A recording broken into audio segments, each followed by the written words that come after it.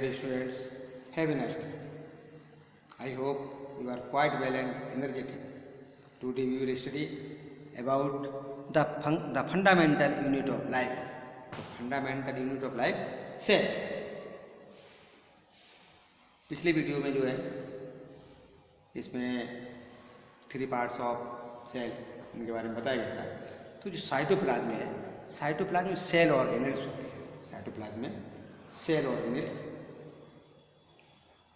जो कि जैसे कि endoplasmic reticulum, lysosomes, Golgi apparatus. देखिए इसमें गोल्गी एपरेटस, इसमें एंडोप्लाज्मिक रेटिकुलम, लाइसोसोम्स। ये जो है mitochondria, ribosomes, these are cell organelles. ये क्या है? सेल ऑर्गेनेल्स है। अब देखिए एंडोप्लाज्मिक रेटिकुलम, एंडोप्लाज्मिक रेटिकुलम ये 2 टाइप्स होता है। एक तो RER, rough endoplasmic reticulum. RER क्या है? ये रफ एंडोप्लाज्मिक रेटिकुलम। सेकंड है SER, smooth endoplasmic reticulum. Understand? ये पूछा जा सकता है 2 टाइप्स। RER फुल फॉर्म भी पूछी जा सकती है इसकी। Understand? RER rough endoplasmic reticulum and SER smooth endoplasmic reticulum. समझ आ गया? Smooth endoplasmic reticulum. तो इनकी फुल फॉर्म अच्छी प्रकार से समझ लेंगे। अब ये 2 टाइप्स हो गए। इसके फंक्शन क्या क्या है? It is associated with the synthesis, storage and transport of metabolic products. तो उसको एसोसिएट किसका? सिंथेसिस करना, किसको? मेटाबॉलिक प्रोडक्ट, और ट्रांसपोर्ट करना, दूसरी जगह पहुंचाना। सेकंड फंक्शन इसका, it gives internal support to the colloidal matrix and provides a surface for some of biochemical activities of the cell. तो बायोकेमिकल एक्टिविटीज जो बहुत वो एंडोप्लाज्मिक रेटिकुलम होती है। जैसे कि RER, what is RER? Rough endoplasmic reticulum is concerned with protein synthesis. समझिए, कभी पूछा सकता है कि RER इसका फंक्शन क्या है? RER is concerned with protein synthesis and formation of lysosomes. जो लाइसोसोमल एंजाइम है and digestive enzyme, lysosomal enzyme, तो उस एंजाइम्स का फॉर्मेशन भी RER में होता है और प्रोटीन सिंथेसिस भी RER में। RER rough endoplasmic reticulum. और रफ क्या? इसके ऊपर जो राइबोसोम्स होते हैं, क्या होते हैं? इसके ऊपर जो रफ एंडोप्लाज्मिक रेटिकुलम है, इसमें प्रोटीन सिंथेसिस होता है, तो यहाँ पर राइबोसोम होते हैं। Ribosome is the site of protein synthesis. Ribosome is the site of protein synthesis. इसी प्रकार से SER, smooth endoplasmic reticulum, plays a crucial role in detoxifying many poisonous and drugs। तो बहुत सी पॉइजन्स जो बॉडी के अंदर पहुंचते हैं और ड्रग्स पहुंचते हैं, उनको डिटॉक्सिफाइड कर देता है। किसका फंक्शन है? SER का, स्मूथ एंडोप्लाज्मिक रेटिकुलम। तो do you understand? Smooth endoplasmic reticulum, RER rough endoplasmic reticulum, SER smooth endoplasmic reticulum. तो समझ में आ गया? इसका फंक्शन समझ में आ गया? RER का प्रोटीन सिंथेसिस, इस पर राइबोसोम होता है, इसलिए इसको जो है RER बोलते हैं, रफ बोलते हैं। और जिस पर राइबोसोम नहीं होते हैं वो क्या होता है? Smooth endoplasmic reticulum. Smooth endoplasmic reticulum. Please listen attentively. और सेकंड जो है, देखिए इसमें अब सेल ऑर्गेनेल्स समझ आ गया। Next Golgi apparatus. क्या है? Golgi apparatus. The Golgi apparatus it is also called the Golgi bodies, Golgi complex. इसको गोल्गी बॉडी बोलते थे, गोल्गी कॉम्प्लेक्स बोलते हैं। It is composed of membrane bound fluid filled vesicles. इसमें वेसिकल्स होती हैं, वैक्यूल्स होती हैं, and stack of many flattened close stacks, जिनको के सिस्टर्नी कहा जाता है। बहुत सी सेक्स होते हैं, थैलेनुमा। तो इसमें इस प्रकार से इसकी जो डिस्कवरी की थी वो गोल्गी, कैमिलो गोल्गी ने की थी। किसने की थी? Camillo Golgi. तो Camillo Golgi was born at Corteno near Brescia in 1843। तो उन्होंने मतलब जो है इसे गोल्गी एपरेटस, मतलब इससे एपरेटस की डिस्कवरी की, उन्हीं के नाम पर इसका नाम रख दिया गया है, गोल्गी एपरेटस। अब देखिए गोल्गी एपरेटस है, इसकी फंक्शन क्या है? It helps in the formation of cell plate during cell division. तो इसमें सेल डिवीजन के समय में इसमें जो सेल प्लेट्स बनती हैं उसको ये बनाता है। और Golgi apparatus it is involve with the synthesis and modification of proteins, lipids and carbohydrates. तो इसमें जो है मॉडिफिकेशन होता है किसका? प्रोटीन का, लिपिड का एंड कार्बोहाइड्रेट का। Next, it is involve in the synthesis of lysosomes and peroxisomes. तो गोल्गी एपरेटस में लाइसोसोम्स का भी सिंथेसिस होता है and peroxisomes. It forms complex sugar from simple sugar. Golgi apparatus में जो सिंपल शुगर से क्या बनता है? कॉम्प्लेक्स शुगर बनता है। It also forms complex sugars from simple sugars. The material synthesized near the ER is packaged and dispatched to various targets inside and outside the cell through the Golgi apparatus. अब जो भी endoplasmic reticulum में material बनता है उसकी packing करना और dispatch करना, समझे? जहाँ उसको पहुँचना है तो पैकिंग करके उसको वहाँ पहुँचाना, समझे? इसमें outside the cell through the Golgi apparatus. अंदर कहाँ जिसकी आवश्यकता है, जो भी गोल्गी एपरेटस ने जो भी वहाँ मटेरियल बना उसको गोल्गी एपरेटस पैक करता है। एंडोप्लाज्मिक रेटिकुलम में बने हुए मटेरियल को गोल्गी एपरेटस पैक करता है। पैकिंग करने के बाद में जहाँ उसकी ज़रूरत होती है उसको वहाँ उसको जो है वो ट्रांसपोर्ट कर देता है, भेज देता है। It also helps in the storage, modification and packaging of product in vesicles. और वेसिकल्स में जो प्रोडक्शन होता है उसको भी स्टोर करना, मॉडिफिकेशन करना, उसकी पैकिंग करना, ये सब वर्क जो है गोल्गी एपरेटस का है। तो मुख्य वर्क इसका हुआ कि जो भी मटेरियल है उसकी पैकिंग करना, स्टोर करना, पैकिंग करना और उसको जहाँ ज़रूरत है वहाँ पर जो है पहुँचा देना। तो इस प्रकार से नेक्स्ट है लाइसोसोम्स। लाइसोसोम्स ये इंपॉर्टेंट है। लाइसोसोम्स कभी कभी पूछ दिया जाता है कि लाइसोसोम्स इसको सुसाइड बैग क्यों कहते हैं? सुसाइड बैग क्यों कहते हैं, या किस ऑर्गेनेल्स को सुसाइड बैग कहा जाता है? तो इनका देखिए लाइसोसोम्स जो है ये स्मॉल साइज है। क्या है? Small size. ये यहाँ पर दिया हुआ है लाइसोसोम, यहाँ पर ये लाइसोसोम। तो they are small size enzymes containing vesicles. तो ये वेसिकल्स हैं यहाँ पर, इसमें एंजाइम्स होता है। क्या होता है? Digestive enzymes which are bounded by a single membrane. These bodies contain hydrolytic enzymes जिसे कि डाइजेस्टिव एंजाइम्स कहते हैं। तो ये लाइसोसोम में क्या होता है? Digestive enzyme. These are also known as suicidal bags और डाइजेस्टिव बैग्स। इसको सुसाइडल बैग कहते हैं, आत्महत्या थैली, समझे? और डाइजेस्टिव बैग्स भी कहते हैं, पाचन थैली, क्योंकि इसमें पाचक एंजाइम्स होते हैं। तो ये जो है पार्ट को पचाने का वर्क। अब देखिए इसके लाइसोसोम की कभी कभी फंक्शन पूछ लिए जाते हैं, समझिए क्या फंक्शन इसका। देखिए सेल ऑर्गेनेल्स हैं, इनके सभी के फंक्शन हैं, तो इन फंक्शन को जानना जरूरी है, तभी तो सेल का जो नॉलेज है वो कंप्लीट होगा।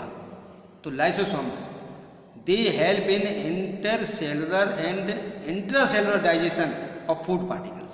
सुनिए ये सेल के अंदर के जो फूड पार्टिकल्स है उसका डाइजेशन, या सेल के बाहर के भी जो पार्टिकल हैं उनका भी डाइजेशन करते थे।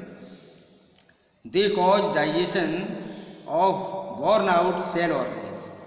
अब यहाँ पर जितने भी सेल ऑर्गेनल्स हैं वो डिस्ट्रॉय हो जाते हैं, मान लीजिए खराब हो जाते हैं, तो उनका डाइजेशन करना ये लाइसोसोम का वर्क है। किसका है? लाइसोसोम। दे डिस्ट्रॉय फॉरेन सब्सटेंस। अब यहाँ पर कोई फॉरेन सब्सटेंस आ जाता है, बैक्टीरिया वायरस वगैरह भी या और भी पार्ट, तो उसका भी ये डाइजेशन करते हैं। And they help in the digestion of bones by digesting cartilage. तो डाइजेस्टिंग कार्टिलेज के द्वारा ये जो डाइजेशन ऑफ बोन्स का भी डाइजेशन करते हैं। तो इस प्रकार से लाइसोसोम को क्या कहते हैं? लाइसोसोम को सुसाइड बैग कहते हैं, डाइजेस्टिव बैग कहते हैं। इसको सुसाइड बैग क्यों कहते हैं? क्यों कभी कभी ये मतलब जो है सेल के ये जो ऑर्गेनल्स वगैरह ये खराब हो जाते हैं, वे वर्क करना बंद कर बर्न आउट हो जाते हैं, तो उसको ये डाइजेस्ट करने की अपने को खुद को सभी एंजाइम्स निकाल देती हैं और खुद डिस्ट्रॉय हो जाती है, अपने को ख़त्म करके सभी एंजाइम जो डाइजेशन के लिए छोड़ देते हैं। इसलिए इसको लाइसोसोम को सुसाइड बैग कहा जाता है। तो अभी ये समझ में आ गया होगा कि सुसाइड बैग किसे कहते हैं? लाइसोसोम को। क्यों कहते हैं ये समझ आ गया। नेक्स्ट है माइटोकॉन्ड्रिया। माइटोकॉन्ड्रिया, देखिए माइटोकॉन्ड्रिया जो है डबल वॉल्ड होती है, इसमें डबल मेम्ब्रेन होती है। They are the double membrane bag like structure. कैसा स्ट्रक्चर इनका? Bag like. Outer membrane is smooth and the inner is folded inward to form cristae. तो इसमें जो है क्रिस्टी होते हैं। They contains enzymes needed for aerobic oxidation of glucose. क्या करते हैं ये? Aerobic oxidation of glucose. तो माइटोकॉन्ड्रिया, माइटोकॉन्ड्रिया को power house of the cell भी कहते हैं। क्या कहते हैं? Power house of the cell. क्या है power house of the cell? बताइए आंसर। माइटोकॉन्ड्रिया। तो फंक्शन क्या है? Mitochondria help in cellular respiration and release of energy in the form of ATP molecules. Form of ATP molecules. ATP, अच्छा बताइए full form क्या है एटीपी की? Adenosine triphosphate. Adenosine triphosphate. इसी प्रकार से एडीपी, एडिनोसिन डाइफॉस्फेट हो गए। Adenosine diphosphate and adenosine triphosphate. तो ये फुल फॉर्म, जो फुल फॉर्म है इनको भी याद रखना, जैसे RNA, DNA, ATP, ADP. They are popularly known as power house of the cell. देखिए माइटोकॉन्ड्रिया, यहाँ पे क्वेश्चन बनता है which is the power house of the cell? Mitochondria. Mitochondria को क्या कहते हैं? Power house of the cell कहते हैं। तो क्वेश्चन जो है कई तरह से बनते हैं। तो इसमें जो है इस प्रकार से माइटोकॉन्ड्रिया का फंक्शन हो गया। अब देखिए next plastids. Plastids are bounded by a double membrane. ये भी डबल मेम्ब्रेन होते हैं। They occur in plant cells only. Understand? Plastids केवल प्लांट सेल में ही होते हैं। कभी कभी पूछ जाता है ये कि प्लास्टिड्स बताइए किस में होते हैं? तो सेल ओनली प्लांट सेल में। एनिमल सेल में प्लास्टिड नहीं होते हैं। कभी क्वेश्चन आ जाता है कि एनिमल सेल में प्लास्टिड्स होते हैं? नहीं होते। तो इस प्रकार से the organisation of plastids contain numerous membrane layer structure embedded in a material called the stroma. तो प्लास्टिड में बहुत से पार्ट होते हैं जिनको कि स्ट्रोमा कहते हैं। In the stroma there are stacks called grana. Stroma के अंदर ही ग्रेना होते हैं। Each granum contains a photosynthetic apparatus. Plastids are 3 type. तो ग्रेना में जो फोटोसिंथेटिक एपरेटस ये प्लास्टिड होते हैं। ये तो प्लास्टिड भी 3 टाइप्स होते हैं। Understand? Plastic 3 types. Leucoplast chromoplast and chloroplast. Leucoplast, chromoplast and chloroplast. अब देखिए leucoplast they are colourless, understand, and store food in the form of starch, proteins and fats. तो ल्यूकोप्लास्ट जो है वो कलरलेस होता है और इसमें जो है फूड रहता है, जैसे कि स्टार्च है, प्रोटीन एंड फैट्स। तुमने देखा होगा पोटैटो वगैरह, ये इनमें ल्यूकोप्लास्ट होता है। सेकेंड है chromoplast, they are variously coloured. Chromo means होता कलर, क्रोमो मीन्स कलर, तो तरह तरह के कलर वाले, like red, orange, yellow etcetera except green. तो ग्रीन को छोड़कर के और जो भी कलर है तो उनको हम क्रोमोप्लास्ट कहें। तुम देख फ्लावर्स कलर, तरह तरह के कलर फ्लावर्स के, क्या है? क्रोमोप्लास्ट। नेक्स्ट है क्लोरोप्लास्ट। तो 3 टाइप्स हो गए, leucoplast, chromoplast and chloroplast. They are green coloured plastids because of the presence of chlorophyll. अच्छा, इन क्लोरोप्लास्ट जो है वो क्या होता है, उसमें क्लोरोफिल होता है, और क्लोरोफिल के कारण ही क्लोरोप्लास्ट का कलर जो ग्रीन होता है। They trap the solar energy and perform the function of photosynthesis. Chloroplast हैं, ये सोलर एनर्जी को ट्रैप करते हैं और फोटोसिंथेसिस फंक्शन का फंक्शन क्या है? Photosynthesis. Photo means light, solar energy, इसको जो है सिंथेसिस करना, ये फोटोसिंथेसिस कर गया। तो समझ आ गया? Plastids, leucoplast, chromoplast and chloroplast. और क्लोरोप्लास्ट में क्या होता है? क्लोरोफिल होता है जो प्रोटीन सिंथेसिस करता है। अब देखिए प्लास्टिड के फंक्शन क्या है? Provide many colours to fruits, fruits को कलर देना, फ्लावर्स को कलर देना, helping in pollination of the dispersion. Provides colours to fruits and flowers, helping in pollination and dispersion. अब देखिए पॉलिनेशन कैसे, ये कलर पॉलिनेशन में कैसे हेल्प करते हैं?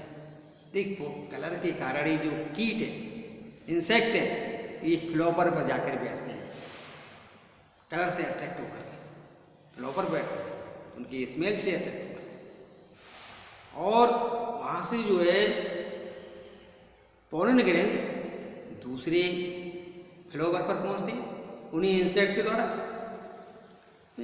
तो इस प्रकार से ये जो है, और डिस्पर्सल में भी, डिस्पर्सल मतलब होता है जो सीड्स वगैरह हैं वो एक स्थान से दूसरे स्थान को पहुँचना। सेकंड फंक्शन प्लास्टिड का, they perform the functions of photosynthesis. जो क्लोरोफिल है, जानते ही क्लोरोफिल जो है ये फोटोसिंथेसिस में वर्क करता है। तो इस प्रकार से ये जो है तुमने देखा कि endoplasmic reticulum, Golgi apparatus, lysosomes, mitochondria, plastids, एकल सेल ऑर्गेनेल्स है, वैक्यूल्स, अंडरस्टैंड, वैसे और भी हैं लेकिन मुख्य जो हैं vacuoles. These are cytoplasmic inclusions, they are clear fluid filled और gas filled spaces.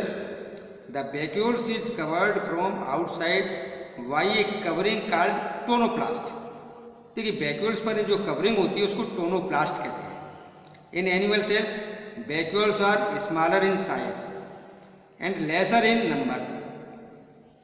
Animal cell में वैक्यूल्स जो छोटी छोटी होती है, कम हो संख्या में होती है, as compare to the plant cell.